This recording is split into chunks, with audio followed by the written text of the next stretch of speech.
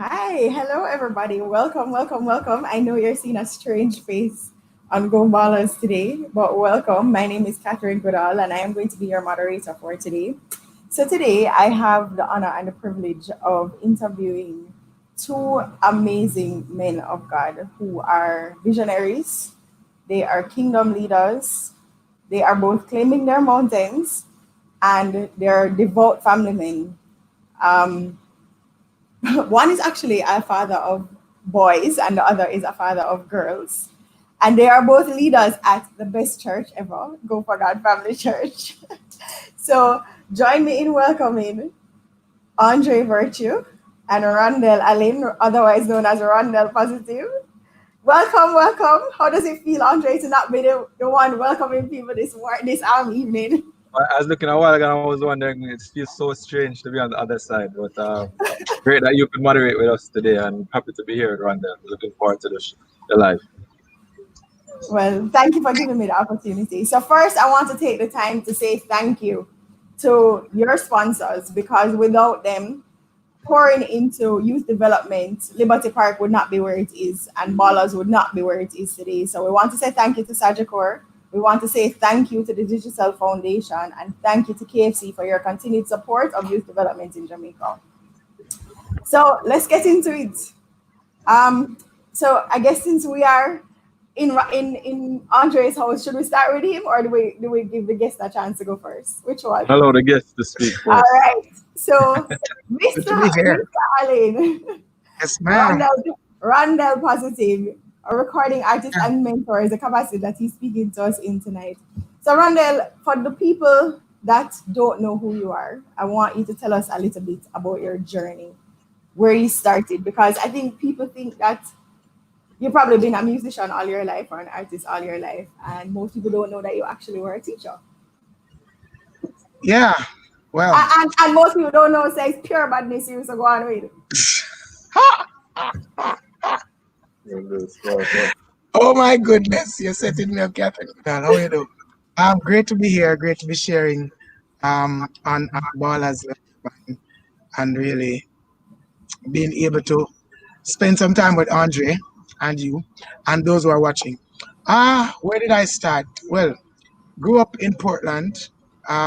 Like you just said, you started by saying um, badness. Well, them used to call me Ron Hell when I was little bit, when I was growing up, because I give a lot of trouble. That's true. But um, went to Titchfield and so played football at Titchfield. Titchfield. At Titchfield was where I started singing most of the times too, back in the 90s. I'm that young. And and then went to CASE, College of Agriculture, Science and Education. My mother actually felt that I needed to get out of the house. I never knew what I was going to do when I was finished with high school. One of the things I was sharing with somebody yesterday that one of the things I realized that I haven't shared in my story is that I never graduated high school. That was because I gave a lot of trouble too. Um, Another historic thing is that I got into teachers college um, basically without the subjects that were needed to get into teachers college. Don't know how, but I got into teachers college, graduated from teachers college. Oh, before that, failed out at teachers college first year, by the way. Yeah, I was really bad. Yeah, and then I taught for 15 years, primary school, and then, but in between, I started this drag on me with this music started, and so transitioned out of music, out of teaching rather, into music, and as I would say, the rest is history. Then got into mentorship and events, all manner of things, until I um, met my wife, met my beautiful wife at college. Then we met a couple of years afterwards, and then everything just started coming together. Got into music, and the rest of it is history. Okay. Andre, most people that know that you're affiliated with football. They know that you live and breathe football, right? But I don't know, especially for Rondell's audience, most people don't know the sacrifices that you have made, because when you left Jamaica, everybody knew that you were going to just be a professional football player and that was it. There was no other option. So what Right. happened? Well, I mean, life happened. The reality of it, it was a dream. Then it's still a dream about playing football and allowing football to take me as far as it could. Going to Howard University and wanting to. I left here as a captain of the national under 20 team, and then going to Howard University. So you are right. At that point, there was nothing. If you wanted to pursue your academics and your football, you had to leave Jamaica. There was nothing here for you. You had to go.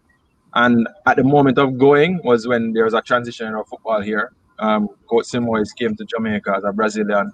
And when he was looking for players, there was no thought about looking to college. In his mind, Brazilian background, you're playing ball, there's no college. So I had that little challenge where how do I prove myself to be worthy of being in the national team and still being in college? It did not really to translate.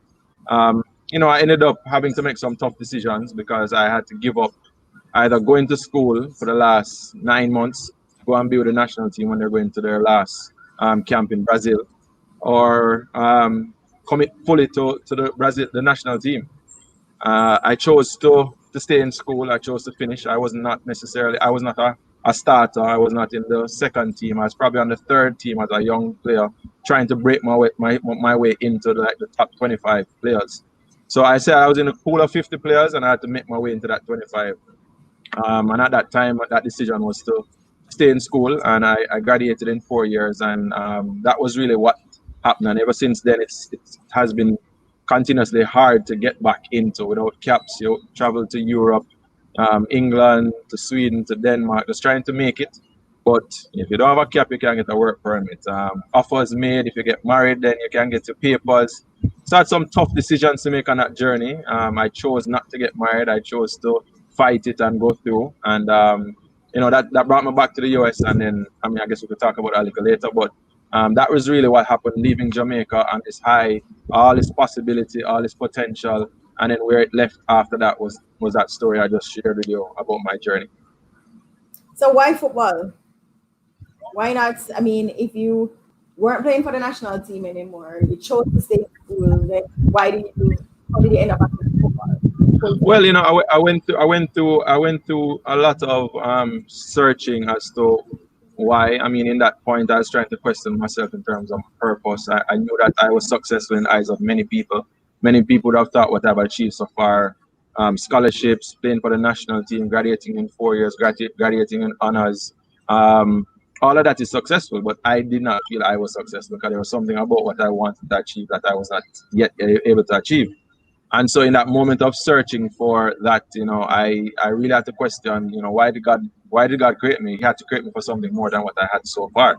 And in that asking those questions, I felt the Lord was really challenging me to use what I had, but for something greater. My dream was professional football. One day come back to Jamaica and give back. But the Lord had different plans for me. I mean, on that journey, I gave my life to the Lord.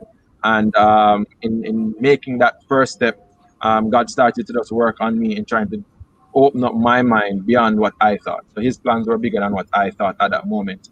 And I literally had to get to a place where I had to die of self, all what I wanted, and bring that to a place where I said, Lord, it's you now, whatever you want. And then that's when God gave me back ballers. He gave me back and said, go back home, do what you have with, start where you are with what you have and watch me work through you. And I came back home in 2002. I did a camp at St. Peter and Paul, or Alma Mater. I'm sorry. Oh, you went to Monoprep. I'm sorry. But yeah, um, I came back home and I did a camp there. And in doing it, I remember the first morning of camp, we had maybe 5 or 7 people at camp, and everybody around me is like, "Well, Andre, maybe you probably should just call it a day and leave it alone." And I said, "No, I'm going to stay." And I stuck to it. I started to just speak over it. I started to believe more, and the camp ended up with 70 odd kids, and that's where Ballers really started. It started with a camp, and it has grown to the point where I know that using football as a tool for change was very, very evident when I came home. The word ballers meant more to it than just a name, which I'm sure you're going to talk about a little bit more. Yes. But those are things for me why football, because I knew that if you drop the ball anywhere in this country, you are guaranteed to get kids to run out. And if that is the message that came with it, was the most important thing for me. And I've been committed to that ever since then. Yeah. So Rondell breezed through his story of his badness and of teaching. And you weren't you playing sound at one point? You were a selector at one point, weren't you? Yeah, And so what was your selector name again? I know you would have asked that question. So they used to call me Rondell Slaughter, right? Oh, for Billy Slaughter. So Billy Slaughter at Stone Love used to be this guy that I think I got the name because people couldn't tell the difference between him and I. Because a matter of fact, I remember one time listening to a cassette. Back then it was cassette.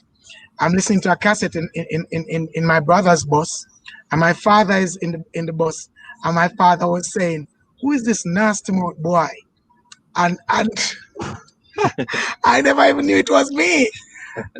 I was never even knew it was me until my brother said, Arundel, But so that's where the name came from. But I played sound for about 8 years. I started playing sound from I was about 16. And I think my life changed really in 2002. When I back then I was a womanizer too. I was always looking for a wife though. I must say that. More time I say that people say if I'm a crazy person, but the truth is I was always looking for a wife because I grew up and I saw that my father had a wife. And um, so my life changed in 2002, and I got saved and went to church. I gave up music totally, and it was about 5 years later. One day I was in class while I was teaching, and I was talking about a situation with a little boy. It's strange that we're talking about football because there was a little boy who died on a football field in Mandeville, Zidane. His name was Zidane in 2005 in a drive-by shooting. And it was the next day I went to school and I was talking to my students about how do they manage as 10-year-olds, knowing that you can go home, leave your home and don't go home back. And they started talking to me, and I just found myself writing what they were saying. And then a melody popped, and we recorded the song the same evening. And then the next morning, I said, let me play the song so a teacher can hear it. And the teacher heard the song and the teacher asked, where did you get that Bob Marley? That's what the teacher said to me. So I said, yo, we'll find something. There's something here. So that's how the music started. So I know you don't like to be classified as a gospel artist. So have you always been a kingdom singer? Have you always only sung kingdom music? So I would say yeah, because for example, the songs I'm actually remaking that first song right now, and it's a song called Peace, Love, and Unity. And I remember that what God started with me in music with was this deep passion for Jamaica. So I would get a song, I would go on the road and I would buy a star and it said 7 died last night. And I would hear, woke up this morning, the news licked me down flat, 7 dead last night, 5 of them by gunshot, 3 of them, 6 of them civilian, the other one a cop, 3 dead hospital and 1 dead on the spot, And it was a chant of, when will this stop? When will this stop? There was another song, the third song I got was a song called Leave the Children. And the same day I got the song, there was this murder in St. Thomas, where this man killed, 4 kids and 2 women in 2006. And the Sunday after the murder, people actually thought it was my wife and kids that were killed. So I'm kind of putting these things together and I'm saying, there must have been a reason why God So together, So my passion was always, I would call one of my influences in music, or the greatest influence in music for me, was Bob Marley. And I felt that he had this passion, not about himself, he had this passion about his nation, about people, about the world.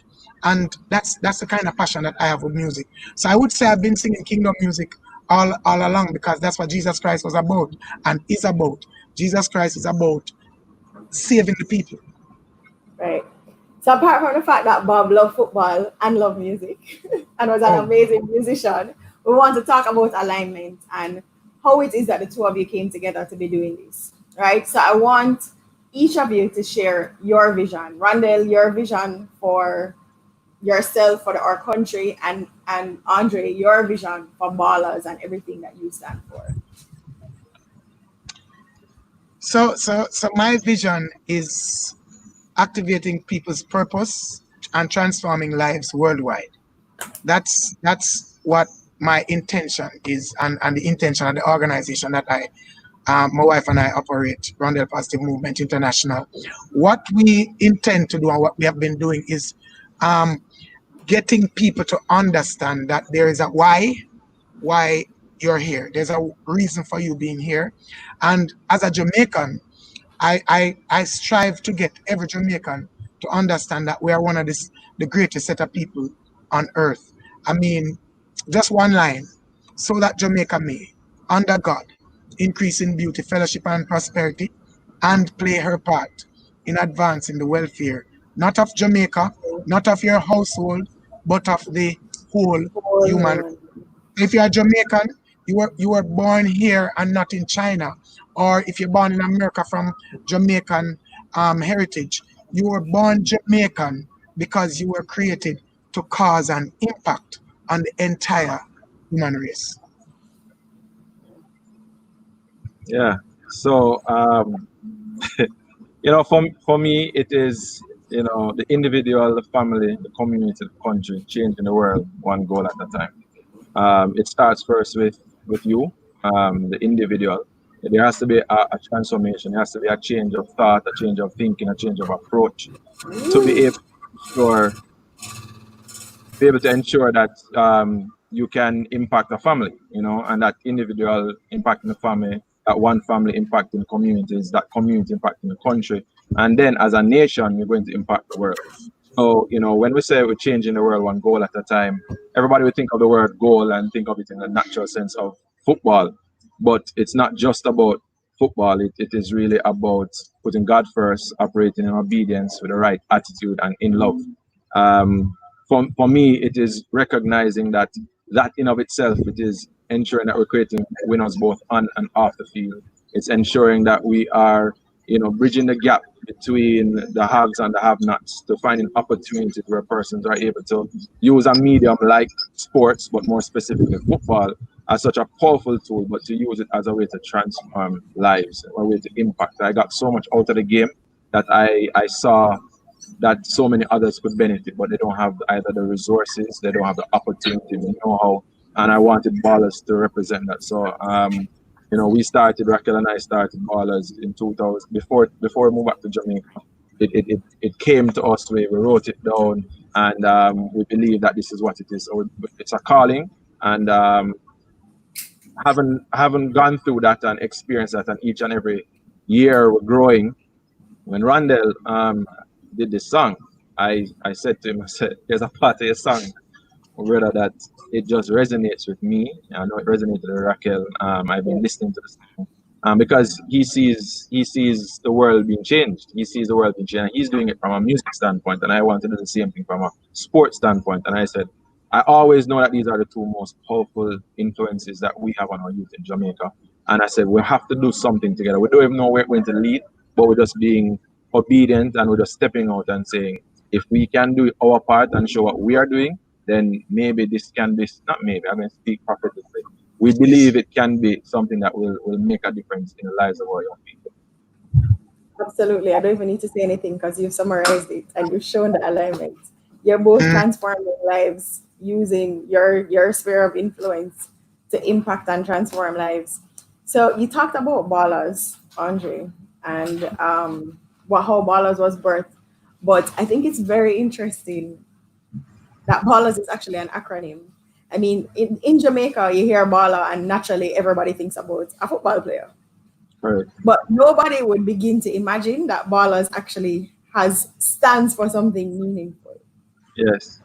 So I mean, from the very beginning, and that's why I believe we always remind ourselves that that did not come out of just us. We believe that was revelation that was given to us, and so that's why we stay close to it. And what we say is that the word ballers broken down is B for balance, that you have to have balance in everything that you do. You have to have attitude. For A for attitude, which is the right attitude to your training, right attitude in life, right attitude in your approach. The first L is about love, love for self and love for others. The other L is about leadership. How do you lead yourself? How do you lead others? And you being a leader. The other A is about being an ambassador. You're representing your school, your country, your club. You're representing ballers. You're an ambassador. And the last one is zeal. Everything you're doing, not just half-heartedly, a zeal, a zest, a desire to take it to another level. And so every time the word ballers is spoken or said, it's prophetic because you're speaking balance, attitude, love, leadership, ambassador zeal over you as a Mm, coach, over the players, over anything. So when someone is calling that name, it is really being you really are actually prophesying. You're actually speaking the very thing that we want spoken over every ear of ballers. And I think a huge part of it for us is recognizing that yes, we talk about football and everything, but it has such a from a cultural perspective, and even to just tag on to Randall, because we know we're going to the world. The whole thing about being a footballer and you're a mhm, baller, for us, we're just saying we're a baller, and this is ballers, and so we always talk about it loosely, but I went as far as trademarking the name and ensuring that it is set up properly because we know that it is something that we will continually be speaking about. And this is years before we moved to Jamaica, we started that process. And years later, it's now taking root, and we're seeing a lot happening as a result of that name and the brand itself, Ballers. Absolutely.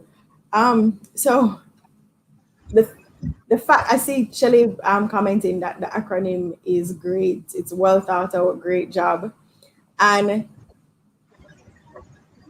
I think one thing that we need to understand is that Ballers is not just an acronym, it's actually what Ballers represents and what you focus on, the total development of the individuals. It's a total development of the youth.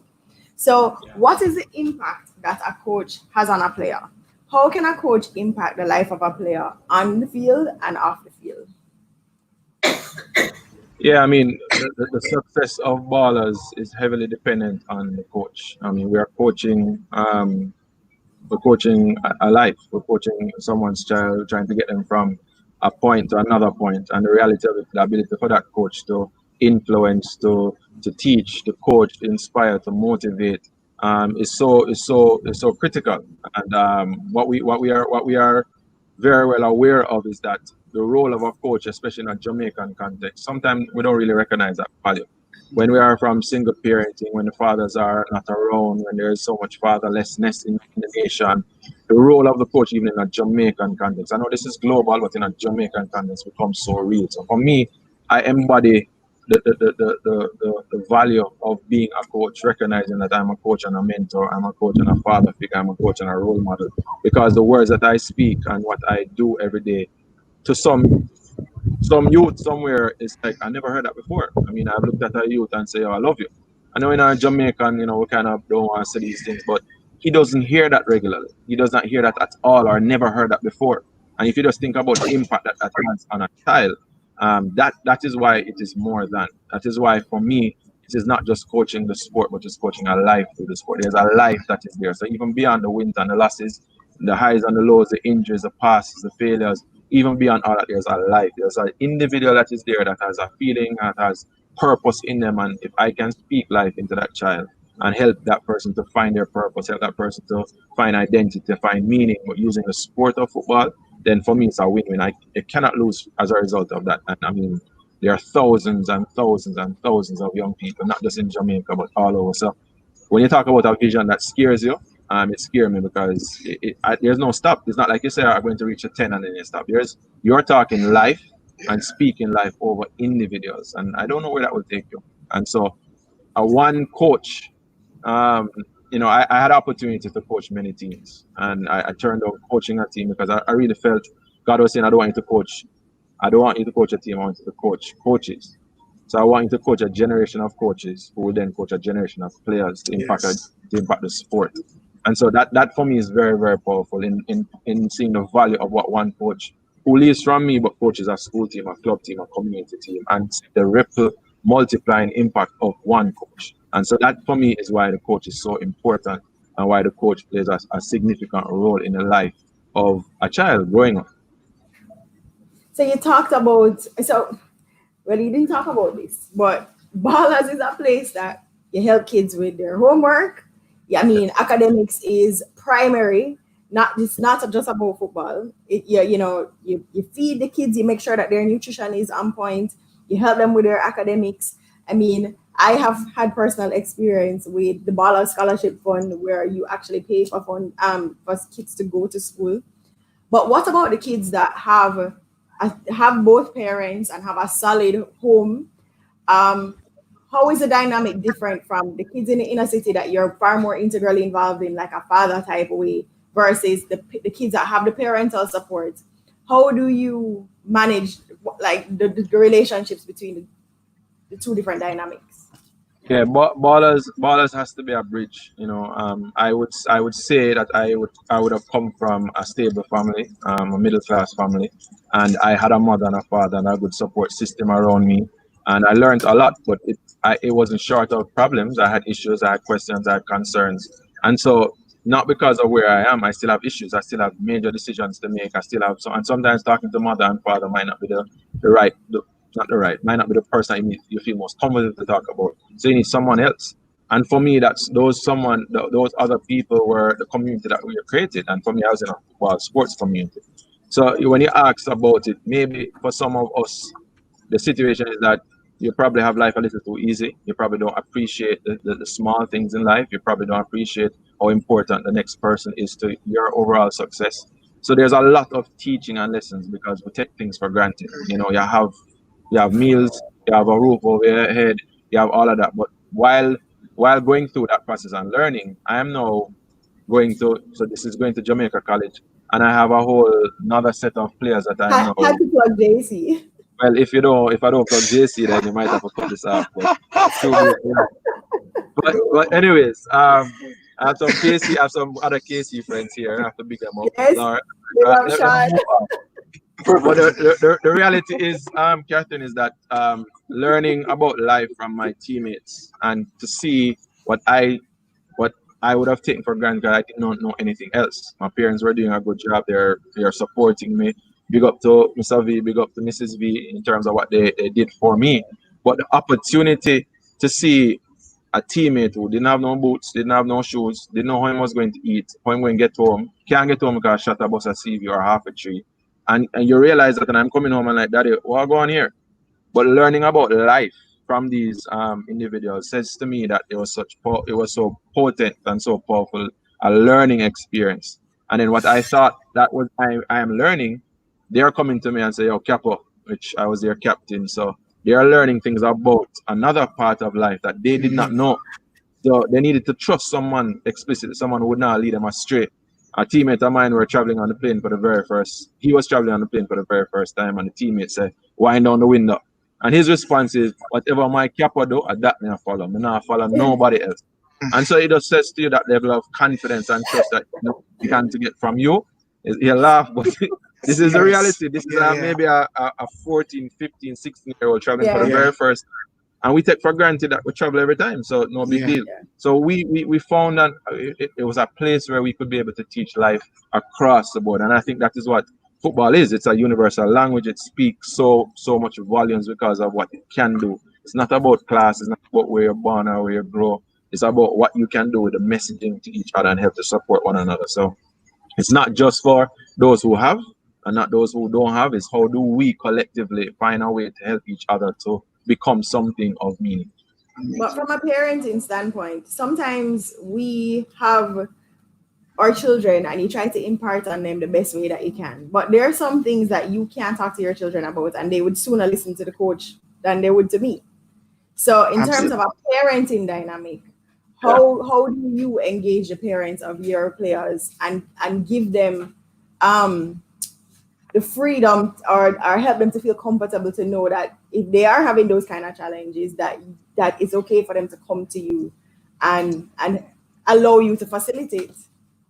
Well, I think, when I say that it starts first with the individual, I take that literally. I take that first starts with me. Me being a leader, me being a coach. Anything that I do on this facility, anything I do relating to ballers, parents are seeing, and they are actually seeing that as a representation of what is happening to my child when they're not at home. They're at that location. So when the parents come around, me and by extension, the coaching staff, we try our best. We're not perfect, but we're trying best to model that, to live that out, to say that we care about you. We're giving you this right information or advice because we don't want you to make the mistakes we made, or we don't want to make the mistakes that so many other young people are making. Yeah. And there are very few parents that would hear that and not want their child to be around that environment. It's a very positive, it's a very uplifting environment. It's an environment where we're saying, look, we might not have everything, but one thing is, once we have each other, we can find a way to make it work.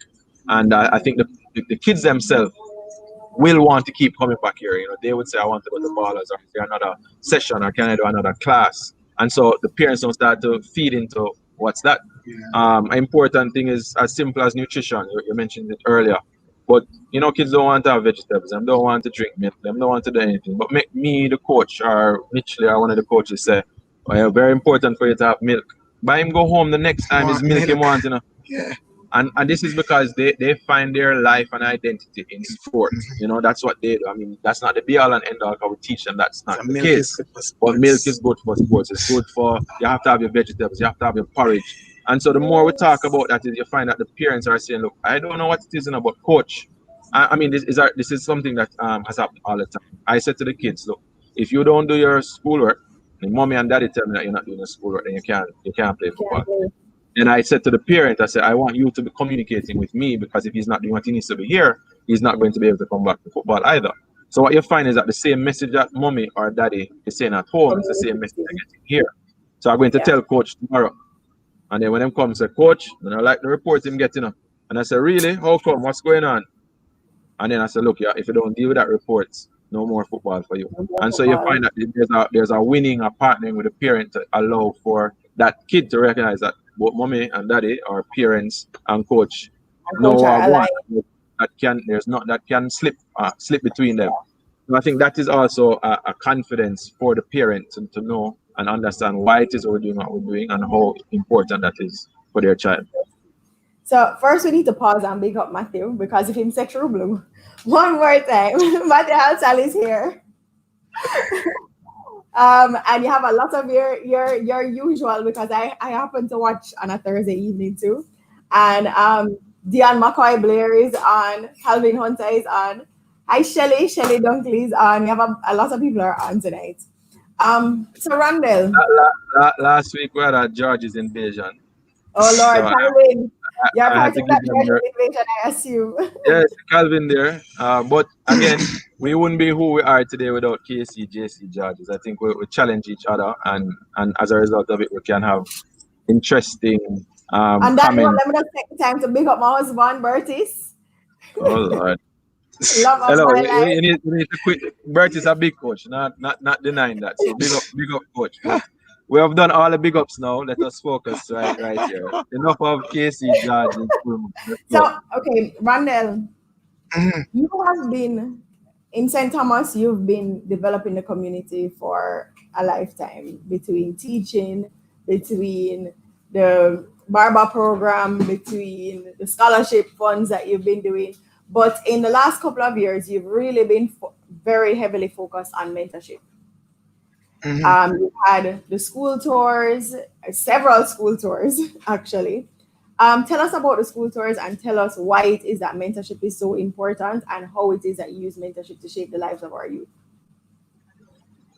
So school tours, we've been doing, I think we started doing school tours in about 2018. And that was first, we were engaged by the Ministry of National Security to actually go into some schools in the, this is when they just started the SOEs. And so they were asking us to go into the schools in the parishes where they were doing SOEs, and schools that were basically in volatile areas. So we did, I think we did 16 schools over that period. We started with the I Am Purpose school tour. And what we found was that when we went into the schools, because we had a group of people who were basically people who had the stories of the students. It's like Andre said, certain things you learn, certain things that you learn through football, you won't learn from a normal teacher. And so we found that you had students who would gravitate towards these guys. You had guys who were fellow artists. You had guys who were former dons and badman.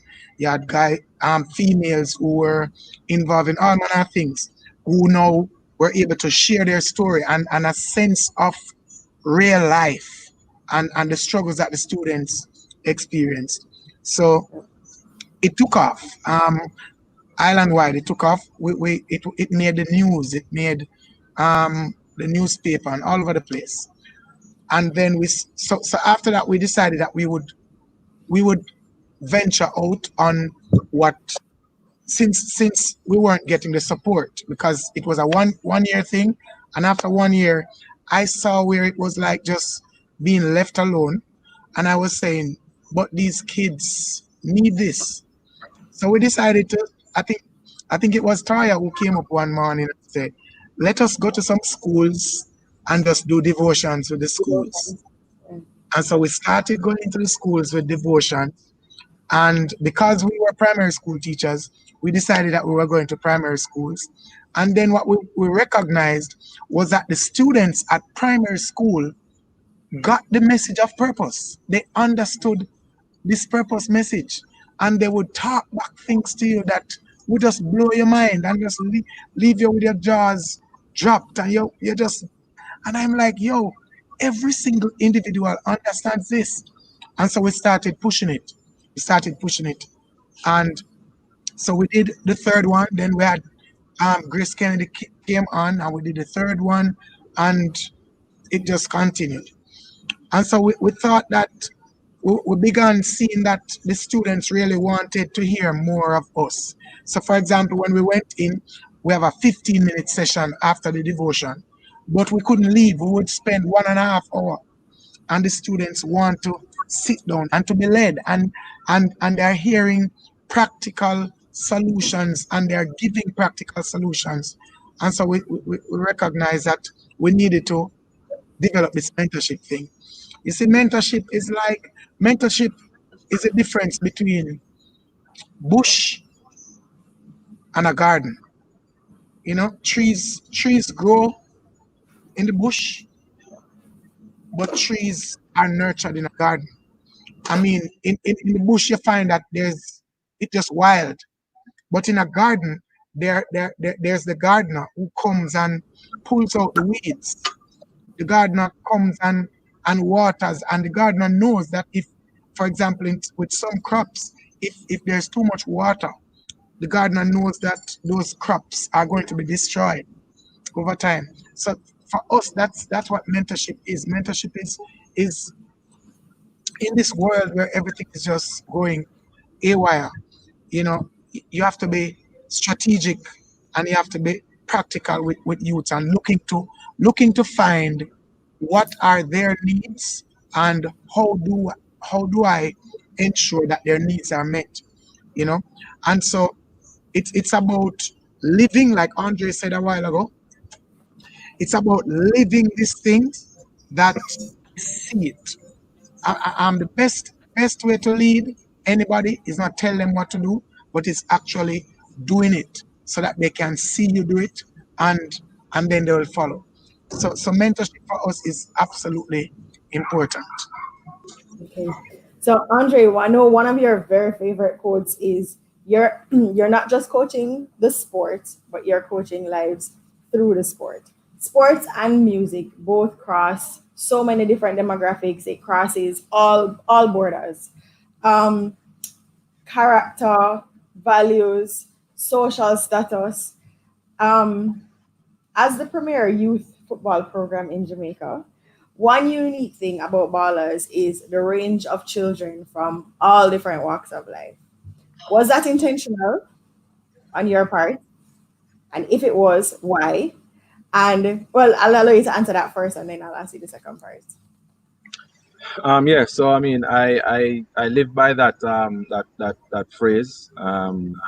Everything that I do, it's a reminder for me to keep focused. That it's as I was saying before, that there's an actual life before you. So we can get so caught up in the results. We can get so caught up in who is winning and who is first place and who is a star ball and who is all of those various things, and lose the fact that there is a life before you who has so much emotions and trying to figure out life.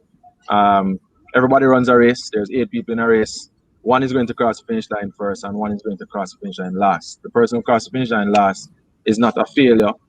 He might have run his or her personal best. Mhm. So the reality, we have such a perspective that we need to understand that, when someone trains hard and puts out everything, it's about them being the best that they can be. And so that is why we're not just coaching the sport, because if you coach the sport, there are some definitive things that you want to do. You want to win the games, you want to this, you want to improve. But when you think about this coaching a life, I don't want to just create a footballer that wins a Manning Cup or wins a Premier League or represents the country, and then later on they're not a good husband, not a good father, not a good Mhm. someone in the community that's making a difference. I would feel that I would have failed that individual, and so that is important. So to go back to the question is, it was deliberate. It was deliberate because football does not it is not for a specific group of people. It wasn't for me, and it wasn't through how I met people and learned different cultures, languages, and travel around the world, and how I was received. Sometimes maybe it was rough, sometimes it was uncomfortable, but I learned so much about it. So you need everybody. You need a difference. So I would have seen myself as a quiet, not no so an aggressive football player, but I had a particular skill and I had something that would have been beneficial for the team. And then you have somebody on the team that is your go-to guy, is the one that is a no nonsense, and you need him too. And so it was very, very clear to me that ballers can be for the few. And so our program is designed that 30% of any program that we do is sponsored. We find a way to give back by getting that group of people who could not afford to participate to come. I mean, I wish I could be able to do it for everyone, but we have to find some model that works. And so those who can afford to pay will pay, and those who can't, we find a way. So I'll come and say, Catherine, can you sponsor a kid for a term, a month, a year? Can be a way to support that? And so the intentionality about that is that football is a language that is across all language, all things, as you said. Yeah. And therefore, it can be for the haves and not the have-nots. It has to be that football is an opportunity, and is what you do with that opportunity. So we just want to bring the opportunity to the feet of anybody, wherever they may be. So, how do you think that football and sports in general, because you find that the principles are similar, but how do Mm. you find that football has actually impacted the lives of all of these kids that are from this wide cross section and wide demographic? So I mean, again, football mirrors life. There everything that you're going to face in life happens for us on a football field. It might sound very biased, but that's the lane that I'm in. And because I'm in that lane, I understand about winning and losing. I understand about being in a team. I understand about going against the grain, and you have a mountain to climb, you have a hurdle to get over. Everything that spoke about in football is the same thing that going to happen in the corporate world. It's the same thing going to happen out there in the real world, where somebody not going to like you. So when we talk to the players all the time, when you're at the next level, the coach don't necessarily need to like you.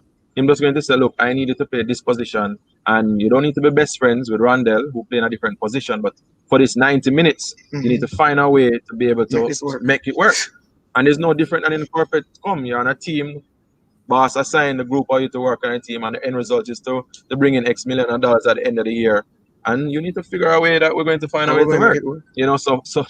So the importance there is that football mirrors. There are so many lessons that we can learn. Lessons about discipline, lessons about being punctual.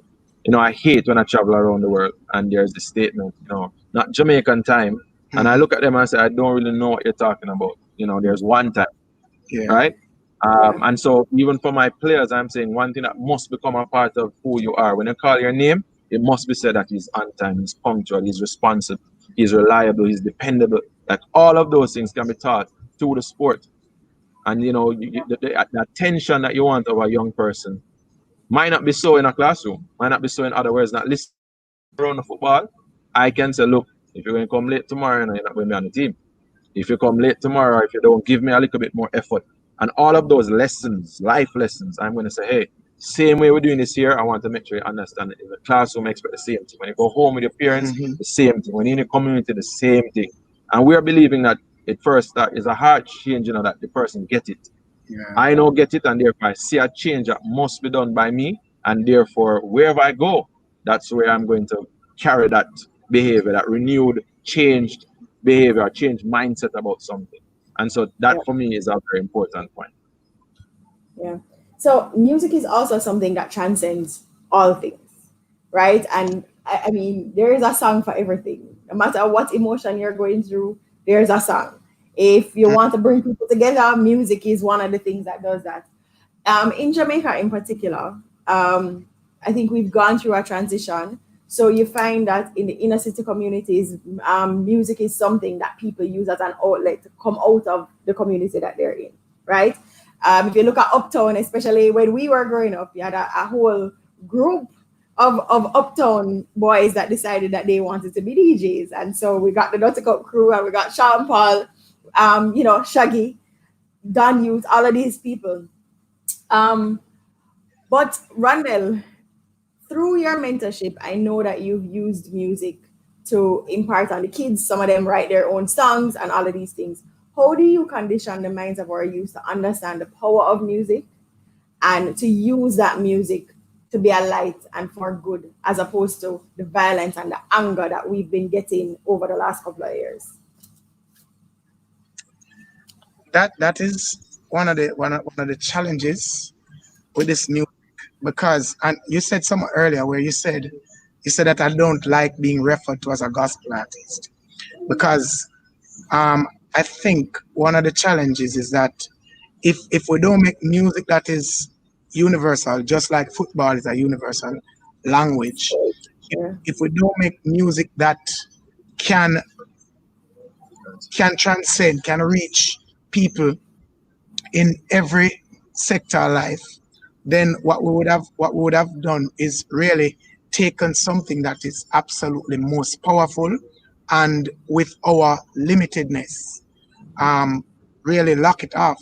You know, one of the things, it's like I said that the whole gospel thing, what it does is that people put you in a box, Yes. and how I operate is that I recognize that if you can't live in the box and read the label, if you live in the box, you will never be able to read the label. And so this music has to take on the life of being able to reach every individual, every single individual. And I think that's an area that I'm gifted in, with writing, writing songs that transcend. I normally say that I write songs in the key of man, because my mission is to reach every man, every image of God, every likeness of God. And so when we go out into the schools, what we do is we bring it down to this level to have them understand that, if you carry the image of God, whatever you create is supposed to be reflecting you, right? And therefore, if it's reflecting you, it should be reflecting God, because you carry the image and likeness of God. We use, in the music, and with the music, what we do is we get them to a space where we pull on them to think. So, for example, we always give them the seed, and say to them, think about the seed, and the fact that the seed is not just carrying the seed, or is not just the seed, but it now becomes a tree, and it becomes a tree that is bearing fruits, and in the fruits we have more seeds and whatever. So once we get them to start thinking like that, what it actually creates is, it opens a whole reality now, because they are gone to science. That science, you're gone to with them. And so it actually take them away from seeing you as this box, or seeing you in this box, and start looking at their own reality and the possibilities that are in them, and so the hope and the desire for me, because I've been in music. I was on the nasty side of music. I saw where I used music to tell people and stand up in fire, and they did stand. I used music and I told people to take off a shirt that was just bought the same day to come to a party, and I said light it, and they lit it. So one of the greatest struggles for me is really to watch even what's happening with music nowadays and hear people say that the music has no influence on the youth. Because I've lived it, and I understand it. And the thing is, living it on the positive side and seeing the power. I remember being in England once, and I was doing an interview on a TV station, and they played the music video for the song called More Than a Conqueror. And maybe about 20 minutes later, I got a call. When I got back to the hotel, I got a call, and this was a woman watching this interview in Africa, and she said she did not walk for over, I think it was about 12 years. And she said, I sat down for 12 years and I didn't walk because of a car accident. And she said, I saw the woman in the video in a wheelchair. And she said, at the end of the song, I decided that I was going to get up. And she said, I tried getting up, and she said, this thing is for me. And even though when I tried to get up, I never made it fully. She said, I will get up. She found something in the music that really was encouraging her to become better than she was told that she is, to find Yeah. the strength and the real her. So there's so much in this thing called music. It influences. It's words can't explain it. Words, and it's the same with football. If you look across the world, you see the movements. Look how many. I mean, every weekend, millions, if not billions, of people are glued in. You want to see me step outside of myself? Put me on a football field. My little brother used to ban me from going to his football matches because they're like, who is this crazy person screaming on the side of the field? So sports and music are very competitive landscapes, right? What are some of the characteristics that we need to use those channels to embed in our players and our mentees in order to do well? Well, I think there a proper explanation of what certain things. I think we grow up and we see certain things and we just hold on to it and say that must be the way. And unless there is something different. So I mean, we all have the opportunity to watch the likes of some amazing athletes. So it's not just about football. Let me open the thing in sports. The reality of it is that when you look at the work of Usain and Shelly and all our different athletes who play the different sports, those things that they have to do each and every day don't just come automatic. It requires, even although they have the talent, them to get to a certain point, they have to put themselves through so much to be able to accomplish what they're accomplishing. And so one important thought, even as we talk about this, the impact of sport and what it is that the individuals that are in there, the lessons that are learned, the lessons about character, the lesson about decision making, the lessons about being a part of a team. These things are so built into the success of man in general, and any kind of profitable business, any kind of.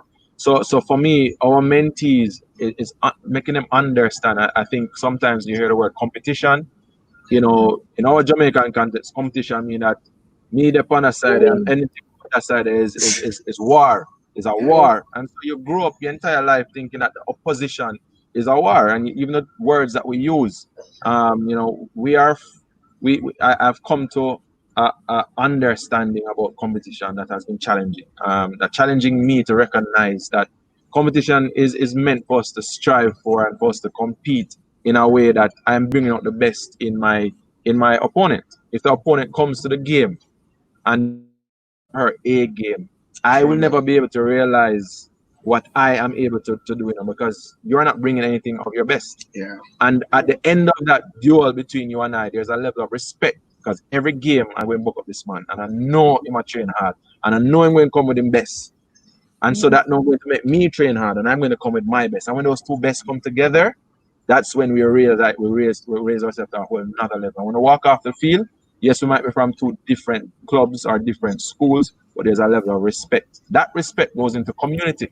And I'm not going to speak ill of of the person that I play. I'm saying, respect him as a baller. He can play. I don't go in school or I don't play for him club, but I have to respect him. And that individual is going to make sure that community, no man stop bonfire, I don't want to kill him when he go to the road, or we'll get some youth and beat him up.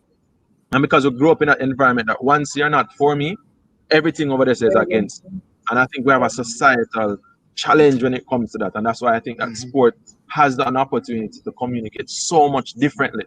When you are able to compete at the highest level, JC, KC competing, clashing.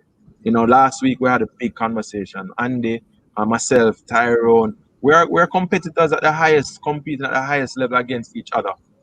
I shared the story then, and there's a whole new audience I shared today. So St. George's College, Jamaica College in 1993 are at heads, we're the top two teams playing against each other. And my best friends come from St. George's College. And on that particular day, I am not in school. So I big up Jason, Yo, and Andy. I'm not at school on that day, and I'm at Jason's house. And I say, yo, I'm have training. Jason and Yo and Andy drives into Jamaica College with me in the car. The final of Walker Cup is on Saturday. This is on Thursday afternoon. I come out of the car, and when I come out of the car, I'm coming out of the car of a Georgian crew. Everybody in their mind would say, how on earth would you? No, I'm the captain. Makes one thing. I'm coming out of a car with pure Georges, man, who I'm going to play against on Saturday. But in that moment, I'm saying, I have friends. And even although I have friends, when it comes to game time, I'm going to go there and go and compete. When the game finish, we love them same way. But we don't see that. We don't see that in sports. We don't see that level of competition that we are able to give my best, and my team, my opponents are going to come and give their best too. So I think something that there are many other examples of that. I'm just giving competition as one that our young people need to see. And it is not minimizing my effort, or it's not minimizing my desire and my hunger. I want to win the game. There's no question about it. I'm training hard and I'm going out here to win the game. But the other person is doing the same thing too. And when that comes together, I think that is what we're missing in a sporting environment, because it's so competitive. We're about keeping our next man down. And we might be able to succeed in a Jamaican environment, but when you go to the next level, you realize how shallow that is. Because at the next level, they are competing high and whatever, but there's such a respect for the professionalization of sport and what you have to put in as an individual. You have an awesome respect for the opponents in terms of the work that they do. And then when you come together, it's amazing to see what I can now get to, because you're now going to challenge me. And I think that for me is an example of what sport can do to define and to even change how we approach certain things. So you talk about discipline. Yeah, there are other topics, but I mean, and the competition is one of them. The word respect might be another one. Respect for authority, respect for self and others. We have our officials who play the game, and a thief, we say it all the time, referee a thief and him at this, and we are so not respecting our authority. But without the referee, there's no game, But teaching your students, teaching your players, teaching your mentees that official that is ensuring that the game is able to continue, and you have to respect the decision of the referee. And it's no different than saying that the police stop you or the government official, the office in which they hold. You have to respect that office, right? And so even that's a lesson that can be taught. And there's a lesson can be taught through sport itself to say, look, you have to respect officials, respect authority. We don't want no authority, burn Babylon, burn this, we have burn out everything that we want to burn out, because they are doing something that makes us uncomfortable. They're doing something that makes us don't want to do it. But sometimes the rules are there to help us. The rules are there to make sure that we keep in line. And so respect is another thing that we miss in Jamaica and that we need to talk about because our young people don't have respect for their elders, don't have respect for authority, wherever they may find them. And so I'll stop at those two. But competition, respect in a sport world, we can be able to teach that, coach that, mentor that, and make that ingrained in the life of athletes that come to us. Will make amazing progress everywhere they may go. Absolutely. And Shelley said she clearly agrees. She says the same mentality is needed in all of our communities. We're one nation and we have to work together. Amen. So you talked about discipline, you talked about respect, you talked about using competition to bring out the best in us, as opposed to becoming aggressive and being disrespectful. But in music, Randall, what are some of the qualities that we need to possess in order to do well? The characteristics that you want to cultivate in our youth for them to do well, to excel, and again to be that light. I think one of the first ones for me is that is getting an understanding of really self and who you are. Um, Most times when you ask people who they are, the question "Who are you?" people tell you their occupation and not really get into who they really are. It connects with what Andre is saying, because the bottom line is that we are humans and Yeah. we were created first and foremost not to compete but to dominate. So when the mindset of competition is really when you reach to competition, that you compete with respect. You realize that you are actually dominating because you're not offended by the fact that your opponent in football per se is able to give his best game. So for me and the music, I always say to people, I have no competition. I am someone who dominates. And whenever we get into rooms with youth, we encourage them to, when you are, whatever your gifting is, don't look at somebody as a competitor. Look at them as somebody dominating just like you. Because if all of us are dominating, guess what? All of us will be operating at our optimum, and we will be operating at the best. And we won't find the time to think that we're competing with each other. You know what? So that's one. It's about self-awareness.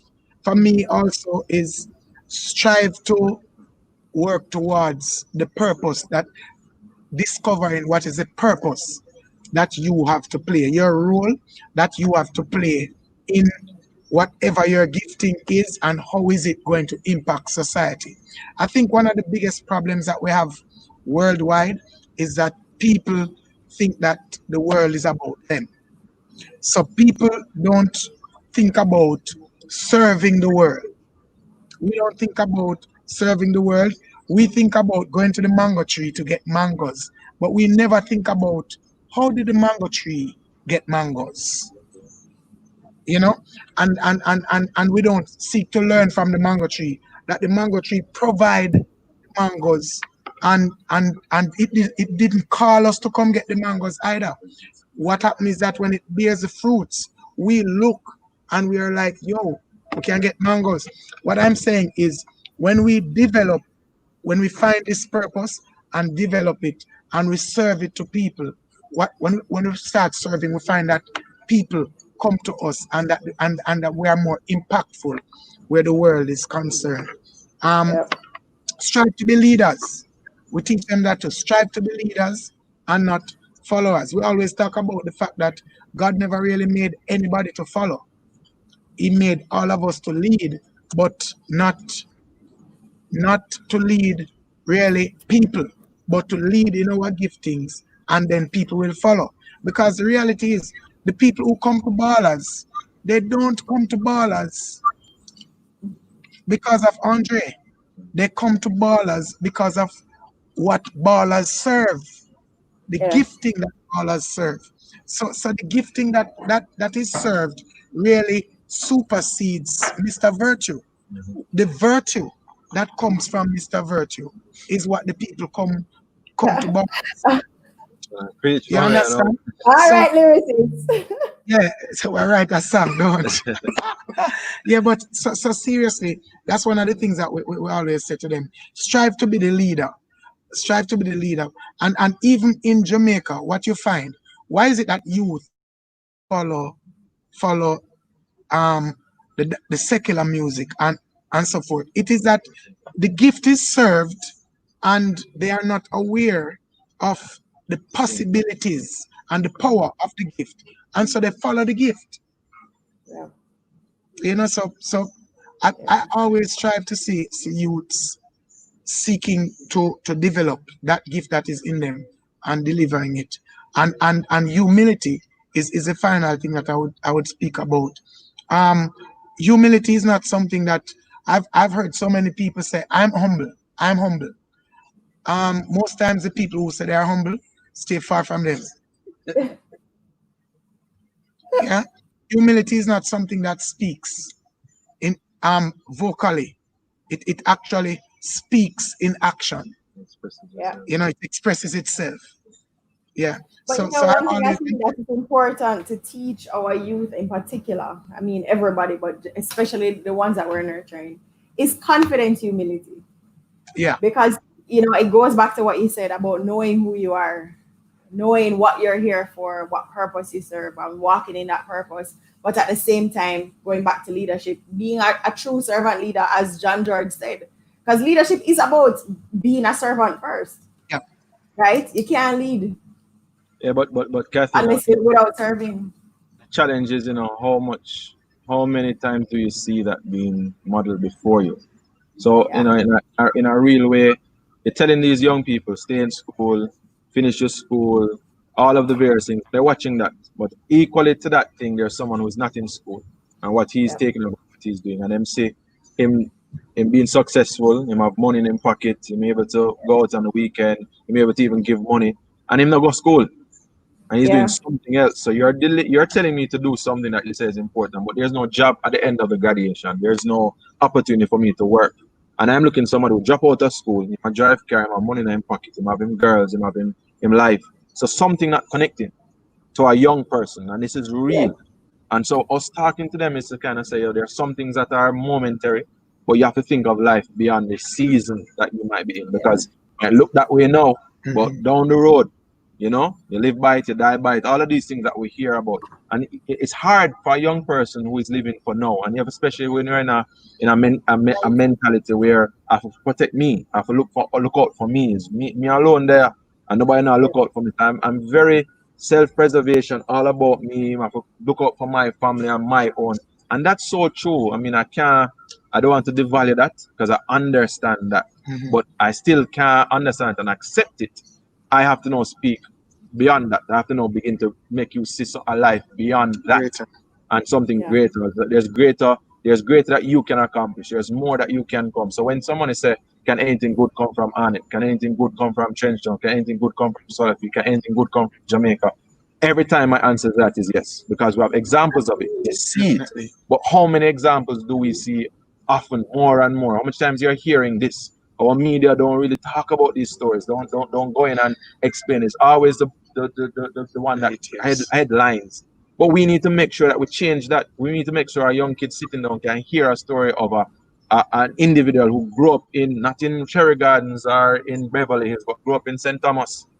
And this is, look at me now, this is who I am, and I'm impacting the world, and I'm changing the world, and I'm doing these things. They need to be hearing that so they can say, hey, one day I want to be like that. But we need to have more and more doing that. So entertainers or musicians or athletes have to recognize the role that we have to play through the banner of sports and music to really change and help to change the outlook of our young people, because whatever yeah, they see demonstrated and model before them, that's what they want to become. They want yeah, they want to be that, but Yeah. they're not sure how did they get there. You ask any entertainer, you ask any athlete, them have a child. I've been into communities where you have dons, and them come to you and say, "Oh, I want my youth, man. I want to follow what me are doing, a coach. So do everything for him, for me." They know that that's not the world they want their child to grow up in. Mhm. They want better for them youth. So yeah, our task as individuals, as coaches, as mentors, is to take the is to not delegate that responsibility to somebody else. is to say I have to do my part. If it's even just one kid I influenced, Yeah. that one kid can make a difference. And that is for me why it is so important that we communicate and see that the value. We should not be reactors and reacting to everything. We need to be ahead of the game. We need to see what is about to happen. So I come from the perspective that I know I know the result at the end of the game. The result Yeah. at the end of the game is that I win. Yep. We win. Yeah. Yep. That's the result. So our theme is that we together we win. I understand that the winning at the end is about together. I Yes. don't know what Randall have been about. There's something about what him have and something what I have that we think we can do something together. Mhm. And at the coming together, there's a winning Win, that win, is down win, there. win. So I'm saying to the kid, I'm saying to the youth, I'm saying to the parent that we have to find a way to make sure we understand that together we are stronger, that we have to find a way to work. And this is not overstating or understating the issues. Yeah. I'm minimizing the issues in relation to the winning that is on the other side. Because if I know I win the game, how I approach the game, how I Process. position myself in the game, how I talk in the game is completely different. Yeah. And so that's how I have to operate. I operate from that place. I know who I am. I know Yeah. whose I am. I know what my purpose is. And I'm on a mission to live out that purpose daily through sport. And I want every kid that comes into Ballers, every kid that is impacted by our coaches, to have that mindset, because that confidence that you talk about, even though it's humility, is confidence in itself. The self-esteem, the lack of self-worth, the lack of not knowing who I am. When you dangle anything to somebody who don't know their heart, they'll take it. They Yeah. will take it. So even me being an athlete and me being a footballer, I know where I want to go in. So when somebody is offering me the drugs and somebody's offering me the party 24/7, there's a part of me that say, that's not what I want. I want that. But where is that as an image? Where is that as a vision that I see in front of me every single day? Mhm. And that's what I want to create, that in front of the young people every day, that they can't deny its existence and make that propel them to become something different. Well, that's a good segue into my next question, which is how do you both see sports and music intersecting or interacting to move our country in a positive direction? Um, I have a vision where I see, and you've seen pieces of it. When you go to the stadium before a game, you see artists Halftime. perform, halftime artists perform. Mhm. Some of these artists are athletes themselves, but maybe the predominant gift right now is being a musician, and so you see that being worked out. But when you twin the two of them together, one is not a hard sell to sell Jamaica as a brand. It's not a hard sell to sell our Jamaican music as a brand in of itself. And it's not a hard to sell the reggae boys or the reggae girls or as a brand, because it's powerful in of itself. When you put those things together, that's why when you go to China and you go to Japan and you do a concert there, is Yeah. thousands of people there and them not speak English. They don't even understand what's Them don't happening. understand, but they are going They to don't fill even the stadium. understand. So if And they in can a way, and they can repeat every song word for word. sure. So Yeah. if I can say to Randall, look, once a year, can you do a performance or do a collab or do a song, and the benefits of the song going to help youth development or help something? It Mhm. don't take Randall to not come up with a song. So it's either We Are the World song, whether it is We Are the Change, whatever that song is, or the combination of songs towards mentorship, towards youth. Now that is our argument, It's not towards the national team. It's not towards the big man. I'm not against that. But where I think the greatest difference is, or the greatest change, is with the young people. You Yeah. can't lose half of them. I don't believe we can lose half. If we invest in them, the return on the investment is supersedes any issue that we're going to have 5 years down the road. If I invest in them now, and believe in themselves. So for me, that is where I see where they combine the power of that coming together and working is saying, look, my voice can. All athletes use music. We use it for Yep. meditate. We use it to reflect. We use it to inspire and to motivate us. So there is a almost natural thing, but the deliberate attempt of coming together on certain key issues to say, look, you see this all the time. You're going to see this. You're going to see musicians and artists and all of them coming together and doing it. But how meaningful can we be done? It's not ad hoc. It's not haphazard, but it's done with a deliberate attempt around certain key things, whether it's literacy, whether it is mentorship, whether it's leadership, whether it's something that they're advocating for, and just that is what is going to come out of this synergy. So when you talk Right. about the national teams and so on, there's a lot. I mean, in COVID time, artists came together and they performed to raise funds for the country. It's the same way we can look at needs that are because you have a voice, I totally agree. and that voice transcends issues. I totally agree. And I will share. I think I've shared this a lot of times that when the reggae girls were at the World Cup, they were playing a match that they were 5-0 down, and they scored one goal, and that goal was celebrated more than any of the other goals that were Yes, scored. yes, And I thought about that, and I said, I've always spoken about how special Jamaica is, especially Jamaican music and Jamaican sports, and I believe that it is both of them. The merging of sports and music is absolutely necessary for transformation in Jamaica. Absolutely, because if you check it, sports personalities and entertainment personalities are very, very, very much influential here, and youth gravitate towards them more than anybody else. yep. So it just take a deliberate plan and organization and syncing things together and get it going. And I believe, really, I really believe that for change to happen in Jamaica, these are two of the main things that have to come together. A matter of So, fact, if you look at it, even when you think politics, these are two of the main things that they use. absolutely, These are 100%. they use. Yeah. So does that mean that you two are going to take on the charge of that combination of music We're doing and that sport? already. We're All doing that right. already. We are the So I change. think Sassy Andre was on and he said, well said, Andre, the game has to be used to create better social actors. So he was talking about it in reference to you saying, of course, life lessons coming out of football. So I have a question. You talked about focusing on our youth and the development of our youth, right, Andre? So you're using football as a tool. We also talked about creating opportunities for them. Now, football is something, having gone to Mona Prep, the best football prep school in Jamaica. You can lose the I moderation have job had right a here. passion for On back football. there.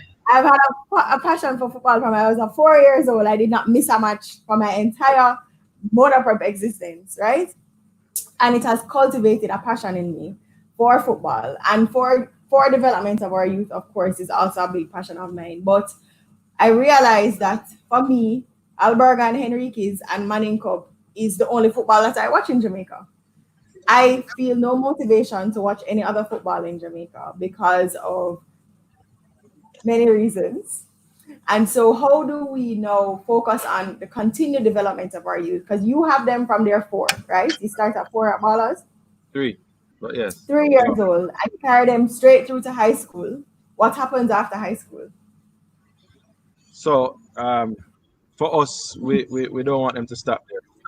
We want to help them to make these decisions. There's a turning point, a major decision for them at that point. Whether that is to go to college, whether that is to go pro, or whether that is to get into some kind of meaningful sport um, background or sports management or something to do with sports because they like it. And so the part that we playing is to let them know there's a life before the game, there's a life during the game, and there's a life after the game. So however we can mentor you for you to see the big picture, not to dilute the fact that we all desire to go and play pro, but there's a very, very, very, very small percentage that make it. And so within that, you still have to have your mind. Even if you do get a pro, you have to think of yourself after 30 years old, 35, if you're lucky. You're going to have to think you're living to 80, 90 years old. That's another 50 years of your life. So if you don't do certain things to kind of make sure that you are aware, whether it's your reading, whether it is understanding what's happening, you're going to. So for me, it is not just stopping at the football or it's not just stopping at high school. It is figuring out what we do with them next. So all the preparation. So we're talking about a student athlete, student first, athlete second, right? And in that is to communicate that it can be done. The last talks that we have was all about recognizing and showing that it can be done. It's something, we have failed our young people educationally. So therefore that they get through the system because them is ball or there's athletes and they have deficiencies, they have gaps in there. And we have to find a way to be able to address those deficiencies earlier and try and put them into, and for some people they're going to say, if favoritism to the athletes or whatever. I'm speaking in the zone or in the lane that I know I have influence over. And I'm Yeah. saying a kid comes to me out of primary or prep school and he's not really too strong in math or not too strong in English. It communicates something to me immediately because in 6 years' time he could get a scholarship.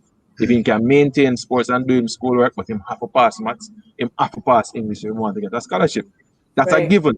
So therefore, from that first form, identify him our problem. We need to put him in something. Yeah. So all the old boys or whatever, we can't just celebrate when it's Manning Cup time. We can't just celebrate at the end because Manning Cup come and finish. The next year, what happens? Where do they go? What? So a huge part of the work that we're doing here at Ballers, extension through the JCs, the KCs, and the Georges, a lot of alumni is doing is not to just stop there. It's to transition them and channel them into a Division 1, Division 2, a junior college. Because we can understand what a degree does for an individual. I might be Yes. the very first person in my family to get a degree. And what gave me the opportunity is my life in sports. I was able to use my ability and my talent to open up a door for somebody to pay for me to go to school.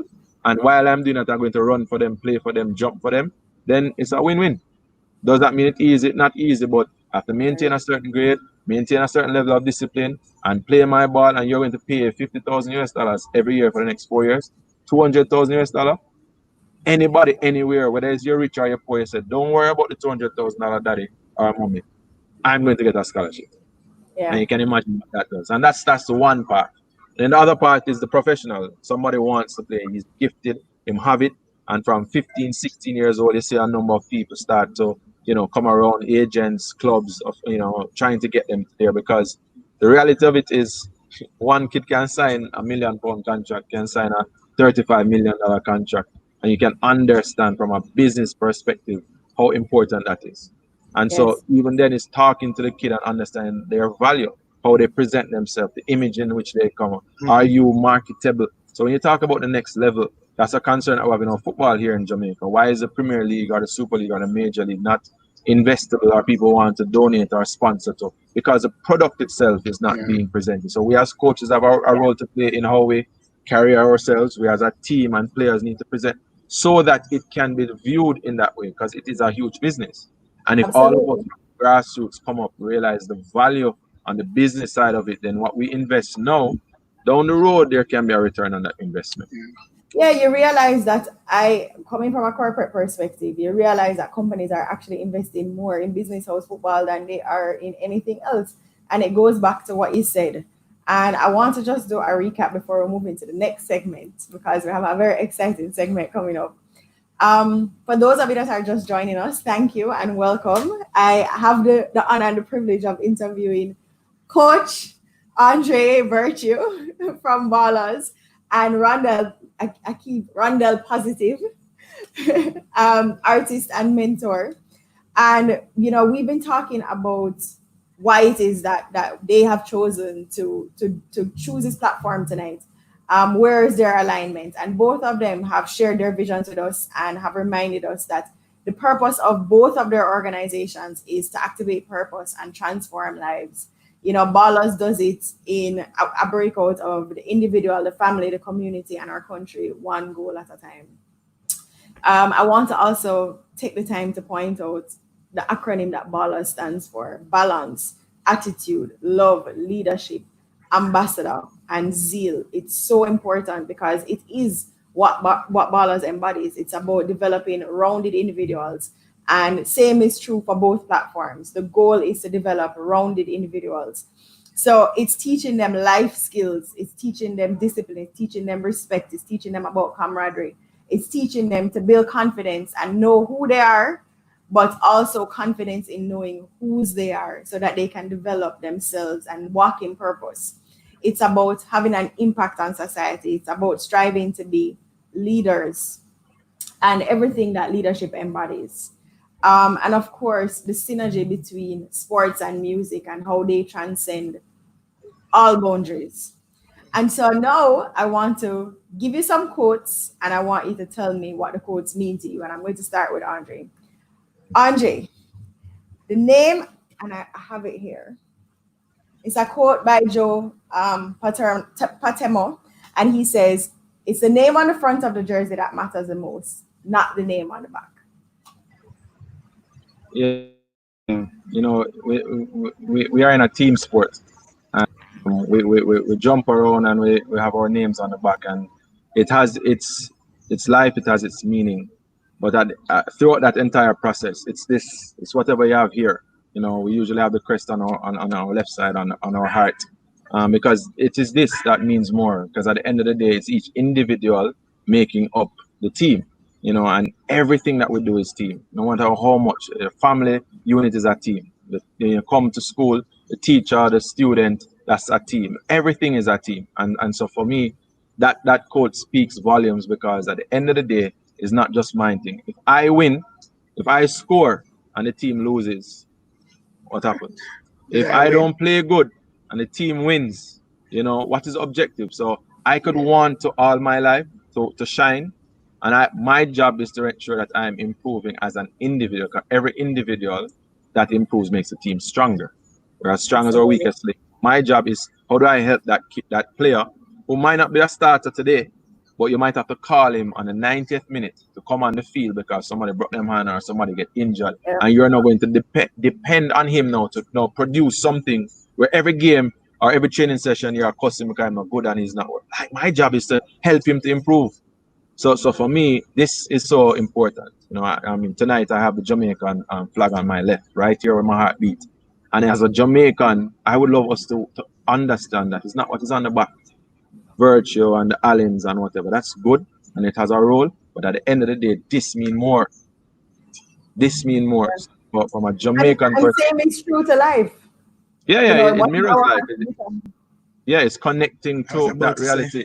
I was about to say my jersey, my love for one because my jersey, the name on the front, powerful, the answer is in the mirror, Yes. straight, Yes. My straight. second quote, Andre, is by John Wooden. A good coach can change a game, but a great coach can change a life.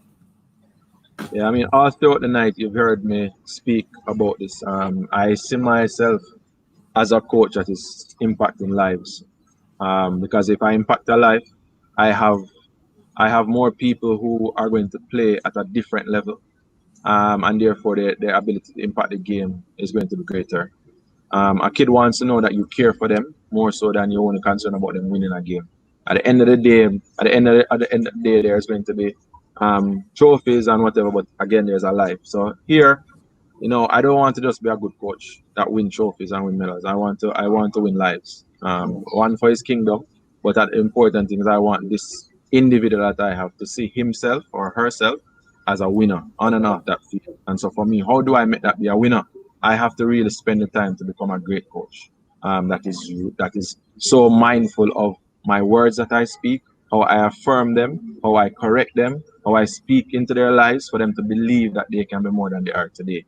So that phrase for me is powerful, and I would challenge every coach that at the end of the day, if you have all of these trophies, all of these medals, but you would have spent the time to impact Impacted our life. life, Yeah, you would have failed it, Don't waste time. and I wasted your. absolutely.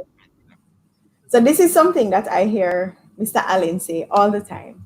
Knowledge is useless unless understood and applied. What does that mean to you, Mr. Allen? You know what it means? It means almost everything because I I grew up in a time where I would hear a lot of people saying that knowledge is power. Knowledge is power. And I couldn't understand it. And then I started looking at it deeper and I realized that a lot of people know a lot of things, but they do nothing about what they know. So if you know how to fix the car and the car is broken down, but you know how to fix it and you do nothing about it, what you know is really of no value. A friend of mine, Jamal Wright, always talk about also people who become experts in error. because you can also know the wrong thing. Yeah. So knowledge is useless really if we don't get an understanding of what we know and then take it and apply it, because that's the wisdom in it. Applying it. It's like Andre in training teach the ballers exactly how to kick the ball, from how to make it dip and all of that, and the baller know how to make it dip, and the baller do it every day. But the baller in the match get the opportunity and the baller know how to dip it, and the baller just don't do it. What happens is that what he knows is not applied, and therefore the result that he No should get, value. he doesn't get. So Yeah. no value at all. Okay. No So value at the all. great Miles Monroe said, "The greatest tragedy in life is not death, but it is a life without purpose." What does that mean to you, Randall? That changed my life. That changed my life. I met Miles Monroe the day after he died. I met him the morning after he died. And it was that quote that I met him through, and it it just messed me up. I was sitting in a class, ready to teach. It was the first thing that happened to me the morning in the class. I went in, I put my stuff down on the desk, and my phone went off, and Jeremy Edwards sent a message that said, um, "Rest in peace, Dr. Miles Monroe." And I pressed play because there was a whole story of a friend of mine, Junior, who was telling me from about 4 years before that you need to listen to this man, because this man speaks like he speaks the way you speak. He speaks your language. And I pressed play, and that was the first thing that he said. And my life that day just shifted, because this man was telling me that if you sit in this classroom any longer and don't get what you are carrying out of you, you are just as valuable as dead, Yeah. you know? And so that really shifted my life into who Rondell is now. And really spending time and making sure that I activate and that I get out everything that is in me, and every opportunity that I get, I try to tell somebody about their purpose. Today I was in a barber shop, and there was this lady, you know, um, and as much as I was trying to leave the lady alone, it was just in me. What is it that you haven't done yet that you're supposed to do? So I might just take the time to ask everybody who is on the live, what is it that you have, that you are carrying, that you were made to give, not just to yourself, your family, and Jamaica, but the fact that God chose you out of 600 million sperms to to to, to cause you to be in this earth as at this time. The fact that out of 7.8 billion people, you are alive. What is it that you have to give to the next 7.999999 billion people? What is it that they need to experience out of you? You know, that Yeah. that that that you have now, that you need to release before the graveyard becomes more wealthy. Right. The richest. Miles Monroe also said the Say richest Miles place. Monroe, Yeah, yes, Yeah. on earth. Is the graveyard. graveyard. My last question. What for both of you? What does this mean to you? The answer is in the mirror. Uh Again, it is what Ballers has said. Starts with the individual. I am an example of what I know can happen, and therefore I believe that that answer is me looking at myself in that mirror. What do I see? I see success. I see an individual that's not willing to accept the normal or what people have said. I am not going to accept the no's or you'll never become or you can't do that.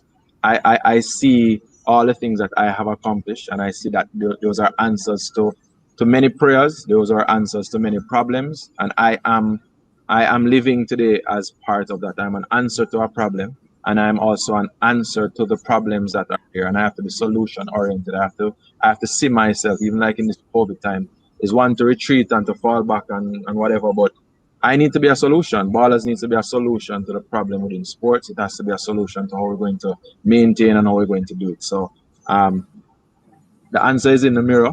And when I look there, I see ballers playing a role to do what we can. And so we are the change that we want to see in Jamaica. We are the change we want to see in football. We are the change we want to see in this world.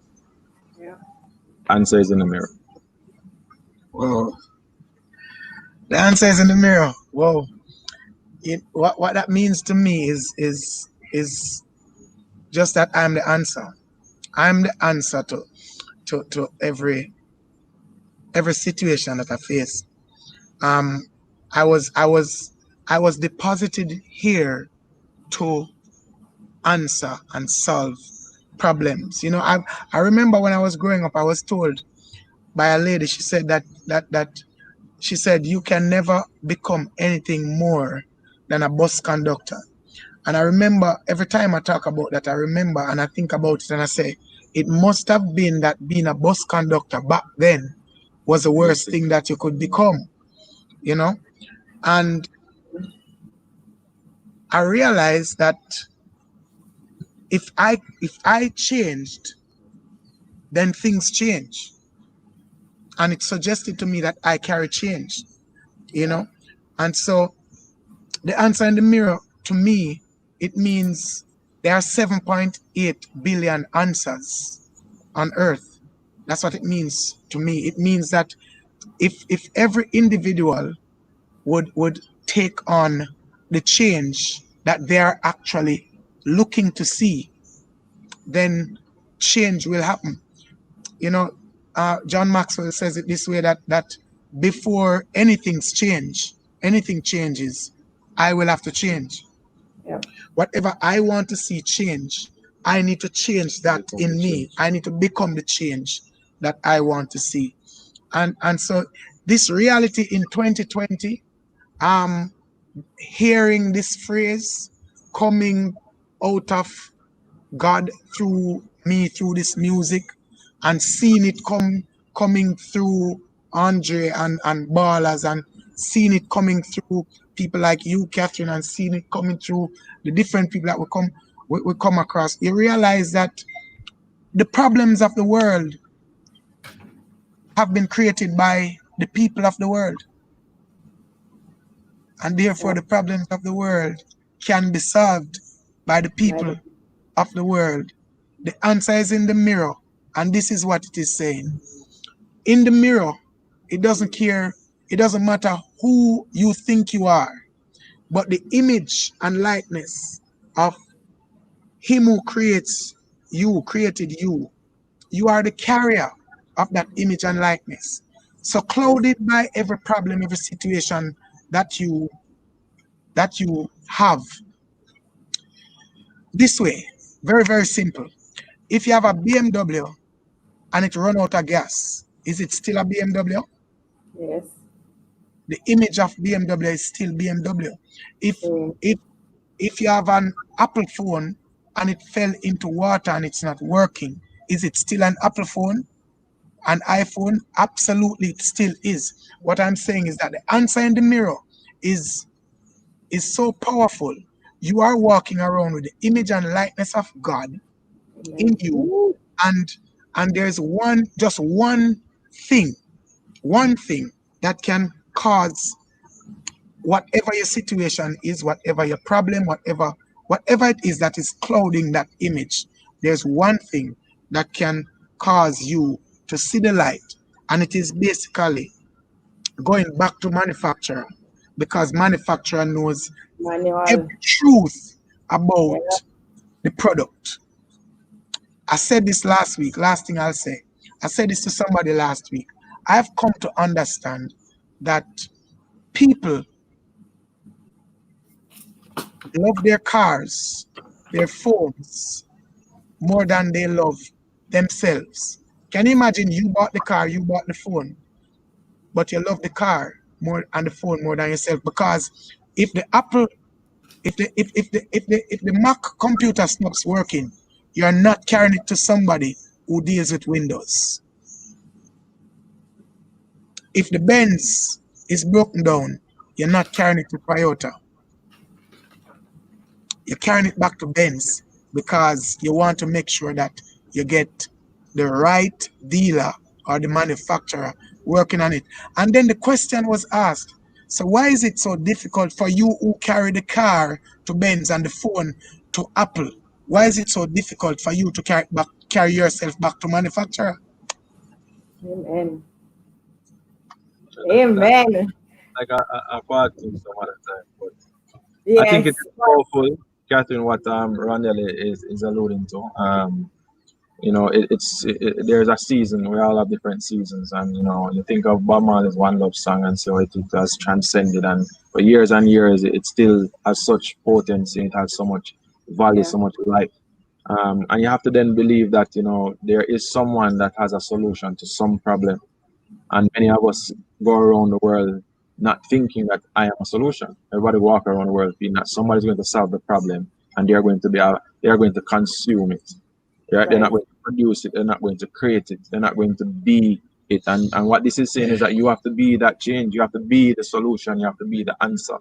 And Yep. when you see yourself that way, then problems turn up. So problem turn up, yeah, man arrive, Answers are here. answers are here.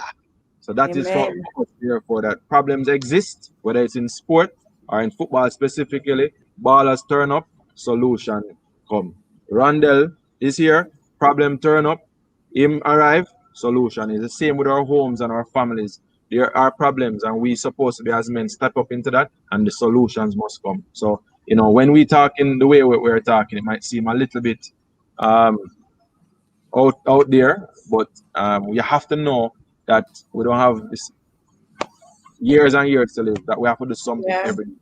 And so Yeah. we have to make the point that we're making, the life that we're giving, the things that we're doing is making a difference now, because we don't know what tomorrow or next year going to be. So now, Yes. this opportunity now is today, on July 2nd, and we're going to make the most of it because there's somebody that is waiting for this to happen, to open the door for something else to happen.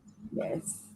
So collaboration is so important. I mean, the theme for this entire series is Together We Win. The answer is in the mirror. You know, we are the change we want to see. We need to create a culture of accountability. I am an example of what I know can happen. Do not accept mediocrity. I am an answer to a problem. I have to be solution oriented. I am the answer to every situation I face. I was deposited to answer and solve problems. I carry change. If I can change, I can effect change. I have to become the change that I want to see. And so I want to thank everybody for joining us this evening. Thank you, gentlemen, for pouring into us. And now we're going to hand over Yeah. to Ronwell Positive to take us out with this powerful, powerful song called Mirror. So as we get into the mirror, I want you to recognize that the second chapter inside of the manual and verse 4, it says that God caused no rain to fall and nothing grew because there was not a man to till the soil. That means if anything is to happen, man has to create the change. Let the man and let's go. Oh yeah, yeah. Sit down and sing. Oh yeah, yeah, yeah. Oh yeah. Come sing harmony. Oh. I think oh yeah, yeah, yeah. Oh yeah. The answers in the mirror. The mirror. In the mirror. Oh yeah. The answers in the mirror. The mirror. In the mirror. Oh yeah. Are we living in a selfish world with self-centered men, women, boys and girls? Caught in self-pity, seeking self-justice. Every human come subscribe to this. Let's choose to help others. Don't be self-serving. Better to give than receive. It's more rewarding. Born to lead in an area of gifting. Ballers crew. Walk in your gifting. We are the change, yeah, that we want to see. Oh yeah. Ballers change the world. It takes the you and me. I am the change, yeah, that I want to see. Oh yeah. Watch me change the world. Say, watch me change the world. The answer's in the mirror. The mirror. In the mirror. Oh yeah. Say the answer's in the mirror. The mirror. In the mirror. Oh yeah. It's not a black and white thing, but a dark and light thing. Ignorance them highlight and knowledge them fighting. So get this right, king, you're not a peasant, you're a king. Supposing over dirt, which is the color of your skin, greater than your outside. Image that's within your character like this. Lightning you're shining, don't confirm, be transformed. The ballers, them rising up, them rising up. We are the change, yeah, that we want to see. Oh yeah, we can change the world. It takes you and me. I am the change, yeah, that I want to see. Oh yeah, watch me change the world. I said to watch me change the world. The answer's in the mirror. The mirror. In the mirror. Oh yeah. I said the answer's in the mirror. The mirror. In the mirror. Oh yeah. Heard the mirror say hello, take a look. Tell me what you see. Don't point a finger, one comes back at me. Mirror, oh the mirror. Say the answer's in the mirror. The mirror, in the mirror. Oh yeah. The answer's in the mirror. In the mirror. In the mirror. Are you part of this? Forward, forward, forward, forward. We are the change, yeah. We want to see. We can change the world. It takes you and me.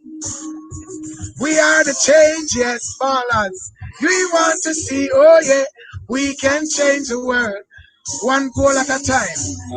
Yeah? Ballers, one goal We at a are time. the change, yeah. We want to see. We can change the world. It takes you and me. We are the change, yeah. We want to see, oh yeah, we can change the world. It takes you and me. One goal at a time. Changing the world. One goal at a time. We are the change. Blessings.